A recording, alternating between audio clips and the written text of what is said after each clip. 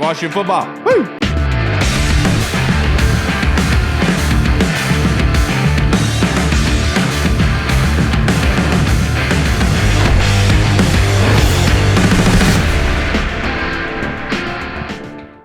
Hello, everybody, and welcome to the Burgundy Zone. I am solo right now because apparently technical difficulties are just too much to overcome. We recorded a joint podcast with Maddy Crocker of the HTWeAre podcast. I was with Hall and Reed, and it looks like the sound completely went out.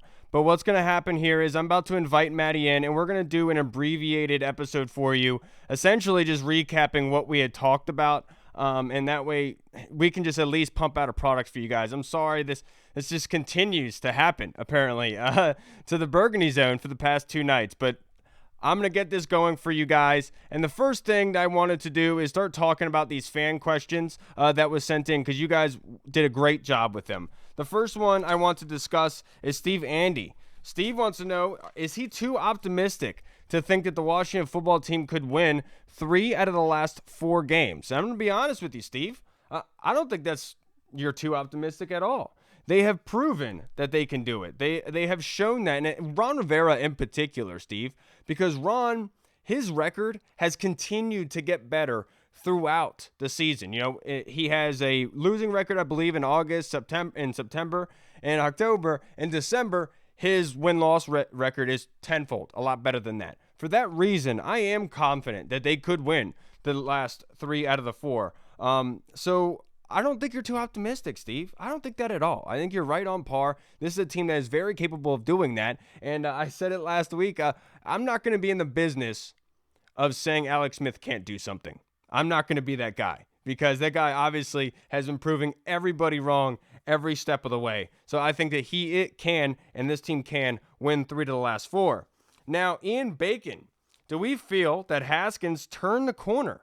Is he learning from Alex Smith, and will he be the starter in 2 years' time? And I can't really answer that for you, Ian, because it's all up to coach, right? And we saw with Darius Geis, I hate to say that, but we all thought that he was going to be starting the season. That was in April. And then the season comes around, and he's not even on the team anymore, obviously had legal issues. But my point being is that we can think that these people are going to be here, but we have no idea how it's going to look in a year. You know what I mean? So I know that Haskins has been listening to everything that Ron Rivera and this coaching staff has asked him to do. And that being said, he's getting in their good graces, doing what he's supposed to be doing. So I do think that he will be around for a little while. I just don't know if he's going to be the starter, because Ron Rivera is not married to Haskins by any stretch, and there's a good chance that they could get a quarterback in the upcoming draft that is Ron Rivera's guy, that he is going to want to have as the starter overcoming Alex Smith. So, Ian, great question. I really do appreciate it. Oh, and then Andy Burrows from the UK. Do you think most people have warmed up to the team name being the Washington football team? I do. I think that there are people who've warmed up to the name, Andy. I have an issue with thinking that a punchline could be our team name. You know, we saw all over social media this week of people saying, the 11-0 Steelers lost to a team with no name. You know, I just don't think that is a name that's sustainable. You know, it's a joke. It's a punchline right now. And I don't think that's a sustainable product, but I do think people are warming up to it. And I think you're absolutely right. Winning cures everything. You're 100% right about that. Winning cures everything. And it is making the team look better, without a doubt, Andy. I 100% agree with you. Now, Andy's other question is that it's being rumored that the NFL could go down the road of having only one division, like UK soccer does. And does he think that is comprehensive? Can the NFL do that? And I just don't think it can happen, Andy. I think you kind of need the competition aspect of the divisional games. You know, you think about the Baltimore Ravens with the Pittsburgh Steelers, and then with the Washington football team and the Dallas Cowboys. Those rivalries are so crazy because of the competition level between the two, the hatred between the two teams. And I think the NFL prides itself in how much competition that they do have in the NFL right now. I don't think they want to go away from that. And you kind of lose that by going to a one-division kind of setup, Andy. I think it's a really good idea, definitely, because, people are complaining about the schedule and the win-loss records because the Washington football team has a negative record, but they might be in the playoffs, and the best teams should be in the playoffs. The best teams, so they are. You could talk all you want, but this is a team that just beat the 11-0 Steelers. You had the Giants go to Seattle and beat the Seahawks, a class of the NFC for years. I don't think that should be the case. I know everyone's knee-jerk reaction is going to be that they should make it one straight-up thing because these bad teams shouldn't be getting in. They aren't bad teams. They're beating pretty good teams, actually. So I don't think that'll work there, Andy. So thank you for that. Freddie Ham, he wants to know, is it time for Steven Sims to have a breakout game? And I definitely do, Freddie, because Antonio Gibson being out possibly with turf toe, we don't really know, but there's a good chance he's not going to be in this game this weekend. He's got turf toe. He's going to need to take a couple weeks. But when Antonio Gibson was in there, and J.D. McKissick was used a lot as the pre-snap motion kind of receiver to open things up for Antonio Gibson, and if Antonio Gibson's out, I could definitely see Steven Sims being that pre-snap motion guy, Freddie. So I 100% agree with you that he will have a bounce-back game. Maddy, thank you so much for joining me again. I'm so sorry that the audio crapped out. I promise it is better now. No, it's all good. No worries. All right, so I'm just going over Freddie's question about Steven Sims having a breakout game. So real quick, if you want to jump into that. Yeah, well, I think that I definitely think it's possible. I mean, I think obviously we know that Steven Sims has the skill set, but he obviously has just been dropping a lot of passes, a lot of different things, and obviously with the injuries, he's just not really been able to, I guess, step in like a lot of these other guys. And one thing is like a lot of these other guys in the receiver room are stepping up and they're making big plays, and it's going to be hard, because they're going to, fight for your opportunities, and they're probably going to get them right now. Like Cam Sims is going to get a lot of opportunities from Alex Smith. Terry is obviously going to get a lot of opportunities. So, I mean, he's having to fight for those. And so I think it's possible, but it's just going to depend on, can he make the right plays at the right time to warrant getting the ball as much as these other guys. Yes, and I'm sorry I didn't give you the proper introduction that you so well deserve, Maddy. Maddy Crocker of the HTWeAre podcast, co-hosted with Freddie Ham, one of the most professional podcasts out there. Go and check them out on iTunes and everything.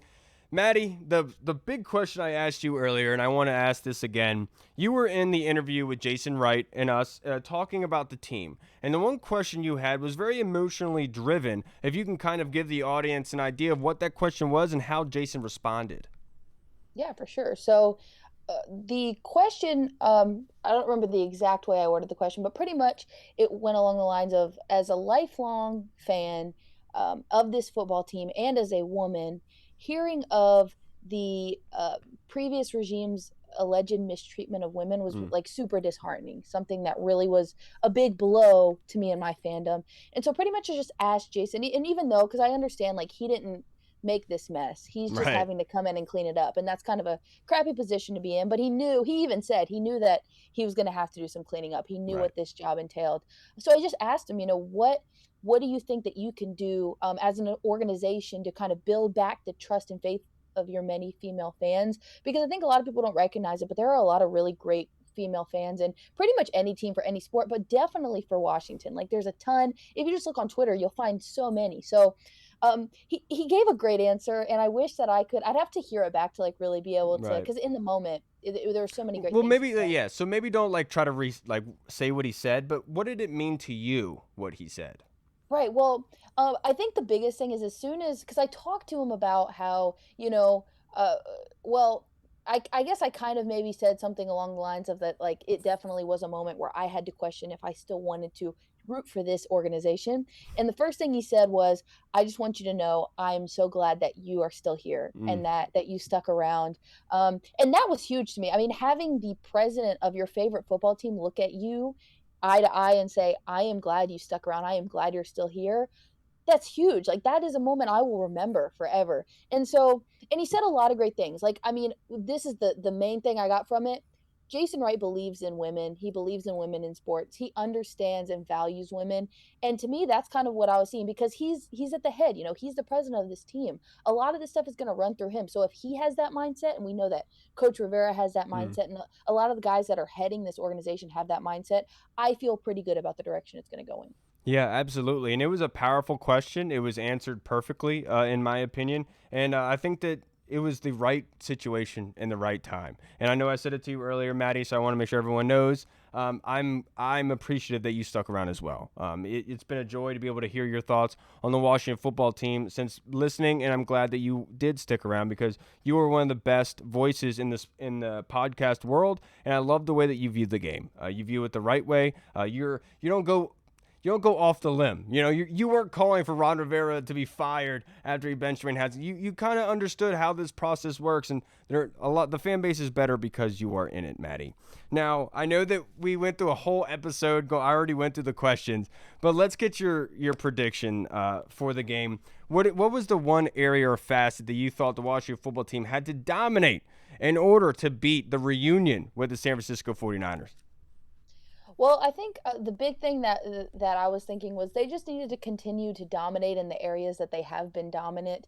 They've been playing good football, but I think we can all say that the defensive line has been dominant. The pressure they've Mm. gotten, even mostly in the past few weeks, even against the run, which was a big deal and something that in the beginning of the season, in some games, they were just letting some guys run all over them. But they haven't been doing that. They've gotten more stout on that line. So I really do think if the places, and again, so I think it falls on the defensive line. If they continue to be dominant, I think it's going to be hard for Nick Mullins and the offense to really get in a rhythm, and I think that it'll be hard for them to score points. Yeah, and you're absolutely right about that. We know with Kyle Shanahan's offense that they run the ball well, but Nick Mullins needs play action to push the ball downfield. Hall said it earlier. They're at Mullins' offense. They're only averaging about 10 points per game. This Washington offense has been putting up well over averaging 20 points per game since Alex Smith has come back. And so, in my opinion, if they can stop the run, if they can control the line of scrimmage, they're going to have to make Nick Mullins beat them. And if that is the case, I think they're in a very good position to win the football game, in my personal opinion. Now, Maddie, I have to ask you, the episode is called The Reunion. The reunion of Trent Williams, Jordan Reed, Kyle Shanahan, Tom Compton, Tony Bergstrom from last year. Do you think that this is a revenge game for them facing the Washington football team? Well, I think that there's definitely some aspects to it. I mean, I think, different players, obviously Tony Bergstrom may not have as big of Right. a revenge feeling as Trent Williams, who's been with the organization for so long. I do think there are aspects of it, though. I do think it's going to be, and I think it is going to be on both sides. I think, Trent Williams is going to, have something to say just about everything that happened and how the relationship got sour. Now, I did say this earlier, but I'll say it again. I think that most of the people that Trent was not happy with are not a part of this Right. organization anymore, and I think that makes a difference.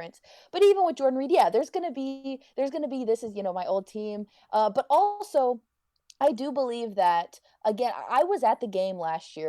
I was at the San Francisco game, and those players sliding around on that field doing their thing. Um, it it rubbed me the wrong way, so I just have to assume if it rubbed me the wrong way as a fan, the guys like Terry and John Allen that have that just completely just pure competitive, mindset, it rubbed them the wrong way too. So I believe that on both ends of the spectrum, it's gonna be a bit of a revenge game, and I think it's gonna be a good one. Yeah, look, I know that Kevin Sheehan called it kind of petty. Fans kind of were pissed off about that. But like you said earlier, it wasn't like San Francisco came in and whooped their ass last year. It was like 9-0. It was something really ridiculous of a game, and they kind of celebrated it as if it was, And then with Kyle Shanahan having Aldrick Robinson and other former Washington players be the team captains for the coin toss, it was major disrespect. And it was like kicking them while they're down. It was late in the season. They weren't a very good football team. And then Kyle Shanahan pulls that stunt. And to me, it seems like he's kind of scared this year because they asked him about it. And he said, no, it's water under the bridge now. That was over. That was a year ago. I feel like you're kind of worried about putting up some poster board material for Ron Rivera and company because you see that this team can punch you in the mouth. It's not the same team as last year. How do you feel about that? Oh yeah, I definitely think. I think Kyle Shanahan should be afraid of what this football Yeah. team can do with how they're built right now and the momentum that they have going into this game. So yeah, I definitely think he probably is scared and he, probably wishes that some of those things, wouldn't have had. I mean, obviously they want to win and everything like that. But yeah, I definitely think that he could probably look back on that. Some of the other players may look back on that and be like, should I have done that in the moment? Oh well. But you know what? I'm glad they did. I'm sure a lot of these players are going to be glad they did because on our side, because I think that they're going to take it to them. And I think that, all of that will just make it even sweeter, just all the stuff that they did last year. Absolutely. I'm a big Kyle Shanahan guy until that what happened last year. I always said he was an offensive minded genius that followed his dad, but pulling that stunt seemed kind of petty, and it wasn't this coaching staff that had an issue with him back in 2012. So for him to do that, it pissed me off, and I hope that we punch him in the mouth. Now, Watch Your Rundown had a very good question. I haven't talked about it yet, but I loved your answer earlier. And his question basically is, what is Chase Young's impact to this team? Yeah, so I think most people, when they look at Chase Young, and deservedly so, because I will say this to preface, I believe that goal line stand against the Steelers was probably one of the biggest moments of Yeah. this season so far, and look who spearheaded that, Yeah. Chase. So, like, we could point to so many instances on the field where he has been so impactful, but one of the biggest things that I've seen from him has actually been more off of the field. Now, it's been on the field, but it's been on the sidelines. I mean, if you've been watching, you'll see when Cam Sims caught that one-hander, look who was sprinting down the sidelines to Mm. meet with him. Anytime they pan to the sidelines, they're looking at Ron Rivera, whether he's cussing out referees, whatever he's doing. Chase is right there beside him doing the same thing. Yeah. And that energy, I just think the energy that he brings as a leader of this team already, and even though at the same time as a rookie, I think when you bring that energy, the rest of the team is going to match that. And I think it's no secret that we've seen that this team has been so much more energetic. They've been ready to fight. They just look like a different team with a different type of energy. And I think that what Chase does, and there's other players that do it too, but what Chase has done and what he's brought has really changed the dynamic of this whole team. Just the energy is just off the charts. He's an incredible teammate. He's an incredible player. So that is something that I've seen and I've really thought, has changed this team. Yeah, absolutely. And I'll talk about it in like the physical aspect of Chase commanding double teams. And the one issue with this Washington defense this year was they're giving up deep balls, big plays. And Chase's presence forces offenses like Big Ben, like the Giants, Cowboys to throw quick throws. And that actually goes to the benefit of the defense and their weakness. So Chase Young really does impact every facet of that defense because now that so much focus is on him, that means Jonathan Allen has a one-on-one. That means Deron Payne has a one-on-one, and same with Montez Sweat. And then the secondary members benefit from it as well by not having to cover deep downfield because the ball's getting out quick. Chase Young's impact on this team, watching rundown, is unmeasurable, in my opinion. And I think you're 100% right about the energy. I said it on Twitter. Chase Young is my spirit animal. Seeing him out there before the game, like just getting pumped up on the field during warm-ups, it's just like, that energy is so infectious. And that was something that was said about him back in the preseason. I 100% agree that his presence brings so much energy to this team, and something that's actually been missing for a long time because a lot of people talked about this was a team of individuals, and seeing Chase Young sprint down the field to give daps to Cam Sims is a complete opposite of that, in my opinion. Right. Yeah, and I mean, I think that's a big part of it too. It's not just the energy of the team and the nucleus, but it's like it spreads out to the fan base as well. I mean, we're getting so excited by Chase's energy. It literally impacts every part of this organization. I bet from the top, I'm sure Jason's looking at it too and is like, to the bottom, like it's everywhere. It's impacting every facet. And so just to have that big of an impact again as a rookie, it's mind blowing, but it's great. I love it. Absolutely. Now let's get your score prediction and your MVP of the game against the 49ers, the reunion game on Sunday. So I think that I kind of had like because really my thing I think that J.D. McKissick is probably going to have a pretty big game. Taking over probably as kind of the bell cow for the most part. I would assume in this game. I think that he's going to do well because I think he's a great running back. So I definitely think he's going to have a big impact. But I did switch it over to the other side of the ball, and I ended up saying Montez Sweat Mm. just because I could so see Montez. Like we're all looking at Chase, we're looking, and Montez has just been so scary good as well. I could see him doing something like maybe another interception, maybe a sack fumble. I could see him making a big play that could shift the momentum of this game, something like that. So I'm gonna go with Montez, and I think the score. score, I could see it being pretty similar to what happened in the Steelers game. Not really super high scoring, not a ton of offense, maybe like a 23-17, somewhere around there. I think it's going to be close. I don't think that Washington's just going to run away with it, but I do think that they win it. Yeah, I'm right there with you. And earlier, Hall was the one to also pick for them to win, but Reed did the justice of picking them to lose.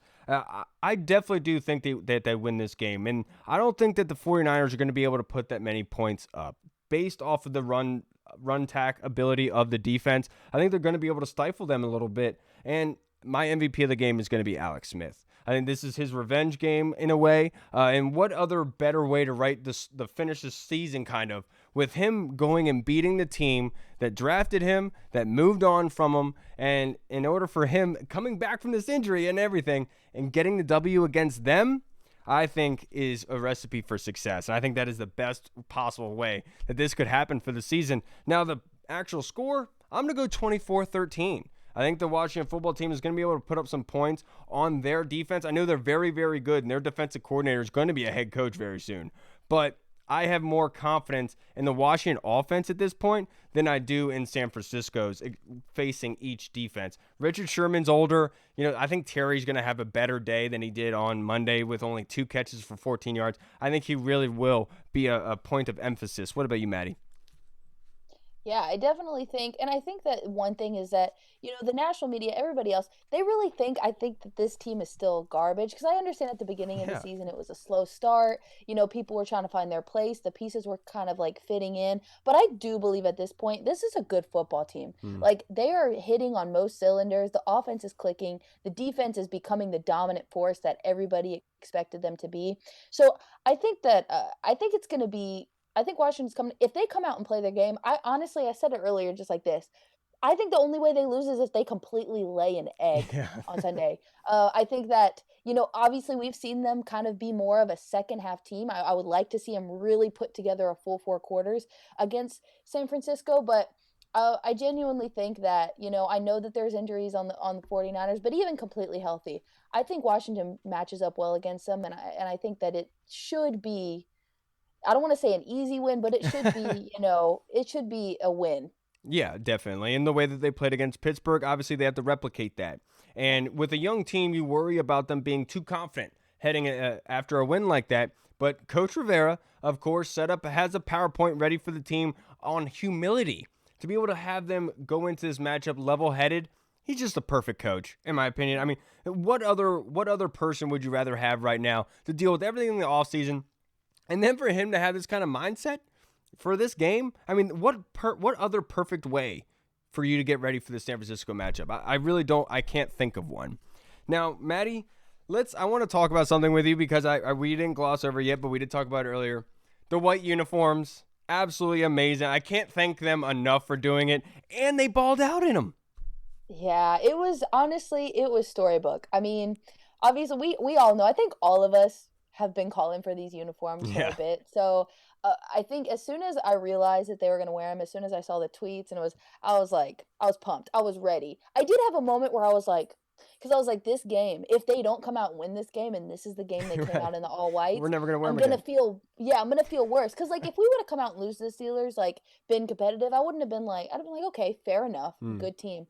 But I was like, oh no, this puts a lot more pressure on the game. But they came out, they did their thing. Who was surprised? I mean, those white on whites, like, they just elevate a team. They elevate this team, obviously. So, yeah, no, it was huge. I was super excited. The perfect game to bring them out. Yeah. Like you said, I mean, there's been no better game this season. They came out and beat a team that everybody expected them to lose to. And they did it in the white on whites. I mean, I don't know if there's going to be a more impressive and fun win for me this season. I hope there is. Maybe they could surprise me. But, like, I think this might be the one. Dude, I think you're 100% right about that. I was thinking about that the other day. Like, is this the biggest win that they've had since 2012? Or even 2015 with that playoff win with the late play 17th week when they got into the playoff against the Eagles. I don't know when the last time they had this big of a win, to be perfectly honest with you. But the one aspect to me, Maddie, about the white uniforms that screams to me that I don't think a lot of people are talking about, the fact that this organization is now actually paying attention to the fans and is telling the fans, we hear you, and yes, here you go. I mean, that blows my mind. I would have never expected that. Yeah.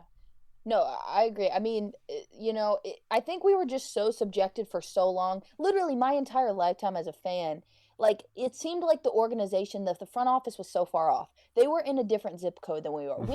We had no privy to know what they were about. What they just were hidden from us, and it just felt like we're fans, but like we're just fans. Like we are so separated. And the fact that it doesn't feel like that at all anymore. I mean, we literally sat and talked to the president ourselves. Like it is so different. And it really is like the fact that we've been calling for these uniforms and they wore them. And there's been other things along the line that like Right. again with the name even and Yeah. they're listening to us and whether, they say do everything cuz obviously everybody's calling for a lot of different stuff. Right. But just knowing that it's like no, we do hear you like you said. I don't know that I ever thought that we would get to this point, Hmm. in this organization. I didn't think that they could do it. So the fact that they are, I mean, it's really special. I really do think it's special. And it's smart, to be perfectly honest. I mean, you could say that Yeah. there was a huge rift between fan base and organization over the years, not purely because of Bruce Allen, but Dan had his own finger in things, but there was a huge rift. And doing this, listening to the fans, is how you repair that relationship. And it's such a smart way to go about it, and they're doing it perfectly. And then with having Ron Rivera running the helm and having changing the organization, right? Because all of the offseason, I know that it was kind of an emotional time for you over the offseason because of all the allegations. And so I wanted to ask you, at one point you were contemplating not being a fan of the Washington football team anymore. And like Jason Wright said, I appreciate that you're still here.